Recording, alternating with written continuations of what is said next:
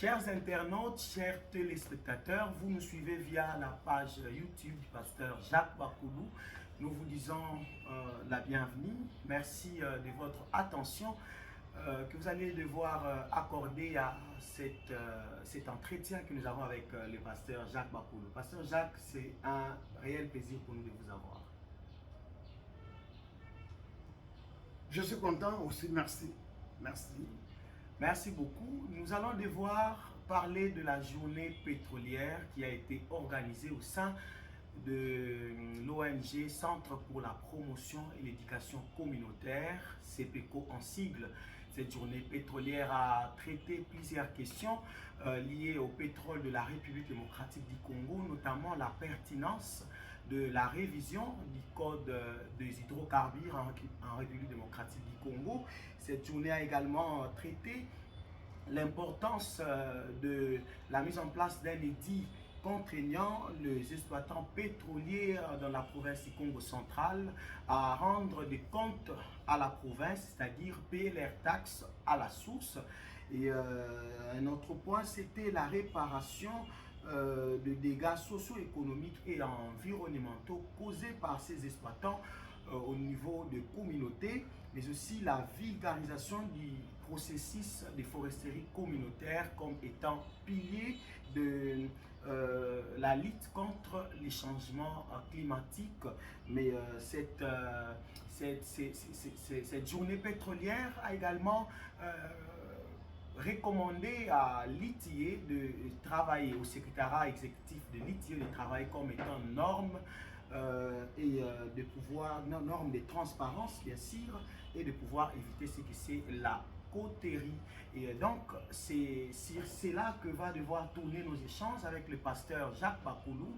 Mais pour commencer, pasteur Jacques, quelle est selon vous la pertinence de la révision du code des hydrocarbures?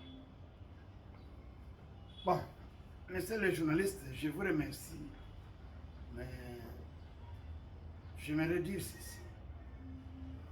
Pour nous, en tant que société civile, activistes de la société civile et des droits de l'homme, je voudrais dire que le code des hydrocarbures de la RDC a besoin d'être revisité maintenant pour plusieurs raisons, entre autres. Depuis sa promulgation en 2015, que ce jour, ça n'a jamais été appliqué. Il n'y a aucune seule entreprise pétrolière ici à RDC qui applique ce code. Donc c'est une peine perdue. Et pour nous, nous profitons pour que, comme c'est déjà 5 ans après, que ça soit revisité, que ça soit revu pour l'adapter de façon propre. Parce que jusque-là, c'est un code pour nous qui présente beaucoup de quoi que nous n'avons pas accepté dans son entièreté. C'est un code qu'on doit vraiment revoir. Et l'heure est venue que tous les amis de la société civile puissent s'approprier de cette lutte afin que le code des hydrocarbures soit soumis à une révisitation. Mais en ce qui concerne la réparation des dégâts socio-économiques et environnementaux, qu'entendez-vous par cela pour que les internautes qui nous suivent comprennent mieux? En tout cas, ça c'est un problème très important, c'est notre lutte de chaque jour. Là, nous parlons des dégâts causés suite à l'exploitation pétrolière. Le pétrole est exploité, il y a des dégâts socio-économiques et environnementaux. Ces dégâts-là doivent être réparés. Mais pour que cela soit réparé, il faut conscientiser d'abord les pétroliers et conscientiser les gouvernements qui est le garant du bien-être social et même du bien-être écologique. Quel est aujourd'hui l'état des lieux de réparation, déjà tenant compte de la réalité au niveau de communautés affectées par l'exploitation pétrolière en RDC, mais plus particulièrement au Congo central? En tout cas, ta question demande beaucoup de détails. Je me réserve de ne pas répondre à cela, parce que ça prendrait un risque de dévier même notre émission de ce jour. Donc nous allons parler des dégâts Parce qu'il y a des cas qui existent. Il y a des cas de maladie, il y a des cas de gens, de perte de biens, il y a des cas de perte de champs et consorts, donc de perte de biens. Il y a des cas de tout genre. Et puis, il y a la destruction de l'écologie et même de la biodiversité. C'est pourquoi je dis que ça, ce sont des cas. C'est une question qui demande beaucoup de détails. Je me réserve de vous répondre à cela aujourd'hui de manière claire, mais les cas existent. Nous voulons réparation. Vous avez également, au cours de cette journée pétrolière qui a réuni des activistes, des acteurs de la société civile, parlé de la foresterie communautaire comme étant les socles de la lutte contre les changements climatiques. Pasteur Jacques Bakoulou, pouvez-vous vous expliquer? Je vais m'expliquer, mais je vais dire une chose que j'ai oubliée pour la deuxième question. Quand on parle de dégâts causés par les zones pétrolières, là nous faisons même allusion à la lutte contre le changement climatique. Il y a un principe international qui dit pollueur-payeur. En principe, c'est lui qui pollue plus paye plus. Mais est-ce que les pétroliers payent pour la réparation des dégâts, payent pour la restauration de l'environnement ou de l'écologie? Moi, je pense que ce sont ces questions-là qui ont pris notre temps aujourd'hui pour voir qu'est-ce qu'on peut faire. Et vous savez, le but, c'est quoi? Le but, c'est que nous voulons que, avec l'appui de l'Assemblée provinciale, que nous puissions avoir une semaine pétrolière qui sera sous le haut patronage de l'Assemblée provinciale. Et là, tout le monde sera impliqué, tout le monde sera dedans. Et quand je parle comme ça, le président de l'Assemblée provinciale, que j'aime beaucoup, avec sa ténacité, avec sa force, il va accepter notre demande que la province nous aide, à organiser une semaine pétrolière. Pendant cette semaine, on va traiter toutes ces questions. Bon, maintenant, que vient faire la force communautaire?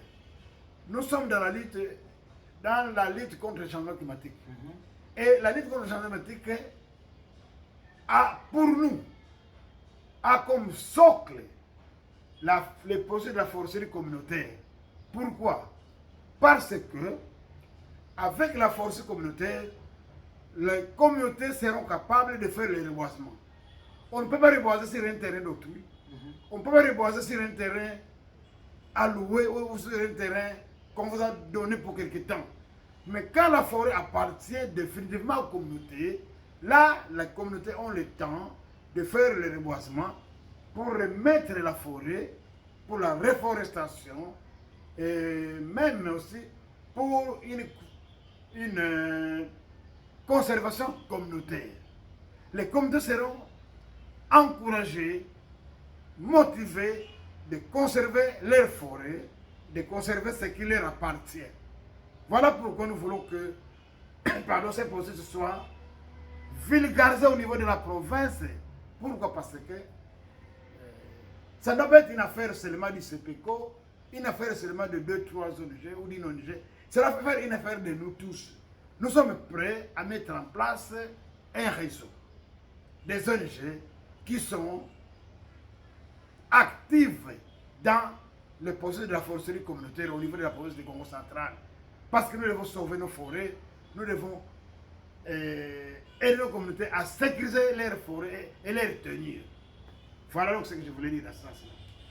C'est très pertinent, mais nous allons devoir petit à petit nous avancer vers la fin avec le pasteur Jacques Bakoulou en abordant cette dernière thématique qui a fait aussi objet des échanges au cours de cette journée pétrolière, notamment la recommandation au secrétariat exécutif de l'ITIE de fonctionner comme étant une norme de transparence.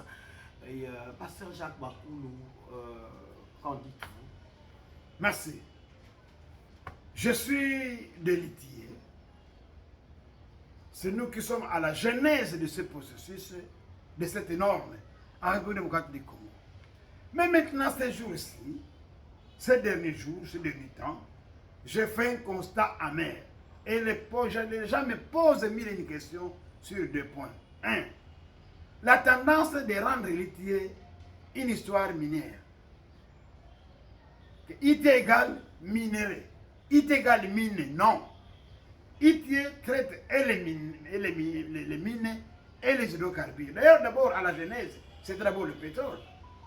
Donc, de temps en temps, le pétrole est sacrifié par l'ITIE et même par les partenaires qui financent les activités de l'ITIE. Ils sont toujours, s'ils ne sont pas au Katanga, ils sont à Kinshasa, ils sont à gauche, à droite, juste pour parler mines. Mais j'interpelle le ministre du Plan, qui est le président du comité exécutif national de l'ITIE, de ne pas permettre que cette confusion puisse continuer. ITIE, d'abord, c'est une initiative nationale, ça traite et des mines et du pétrole. Donc le pétrole ne peut pas être négligé parce que le pétrole donne de l'argent dans la caisse de l'État, dans le budget national.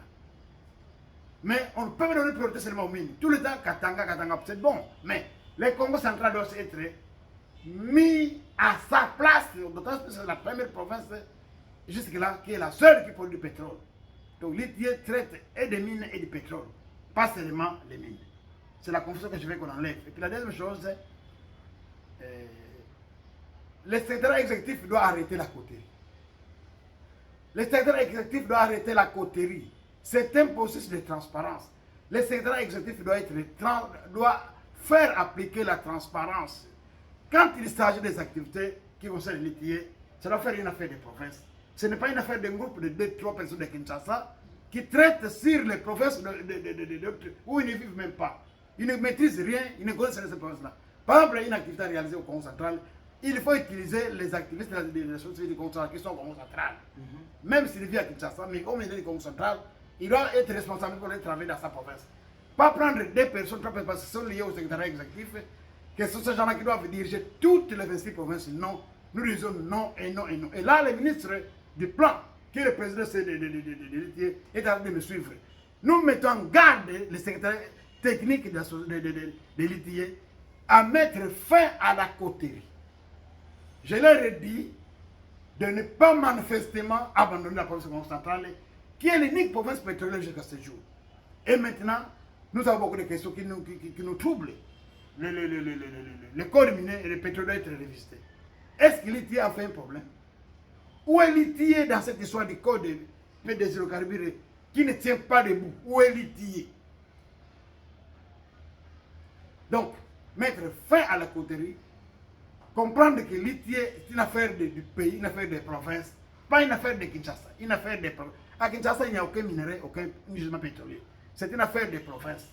Que les acteurs des provinces soient responsabilisés pour le travail qu'ils font.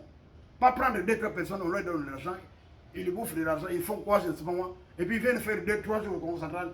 Non. Nous voulons que l'argent qui doit être pour les activités du Congo central soit envoyé au Congo central, que section Congo central gère ça, gère les activités. Au Katanga même, pas un groupe de gens qui doit faire le tour du pays. Aujourd'hui, ils sont à Lualaba, demain ils sont à Mbujimayi, les jours ils sont... Non. Ces provinces-là ont des gens qui maîtrisent les dossiers. Ils doivent être utilisés et responsables par l'ITIE. C'est là où il y a la coterie du secrétariat technique. Mettons fin à ça. Sinon, ça ne marchera pas. C'est un processus de transparence. Il faut de la transparence dans la gestion des litiges. Voilà ce que je voulais dire là. Merci beaucoup, Pasteur Jacques Bakou. Nous allons devoir vous permettre de dire votre mot de la fin avant que nous puissions mettre fin à cet échange. Merci beaucoup. Mon mot de la fin est celui-ci. Donc, un des objectifs de cette journée est de sensibiliser l'Assemblée provinciale. Que l'Assemblée provinciale nous aide à organiser la semaine pétrolière. De Kassangulu à Mwanda, de Mwanda Tchela, que le président de l'Assemblée provinciale, l'honorable Papi Mantezolo, que j'aime bien, qui m'entend bien, puisse nous aider à organiser une semaine pétrolière. Et pendant le débat dans cette semaine-là, on va parler de l'importance, je disais bien, du processus des forces communautaires dans la lutte contre le changement climatique et dans la sécurisation des forêts des communautés pour mettre fin aux conflits fonciers qui qui ronge la province du Congo central. Et puis parler de toutes ces choses-là et nous aider à faire un lobbying fort pour pousser le gouvernement central à revisiter les codes des hydrocarbures. Ces codes est dépassé, ça ne tient pas debout. Je vous remercie. Messieurs et dames, vous étiez nombreux à suivre cet échange avec le pasteur Jacques Bakoulou. Josué Tati était avec lui. Nous jetons donc l'encre dans le cadre de cet entretien. Nous nous retrouvons très prochainement.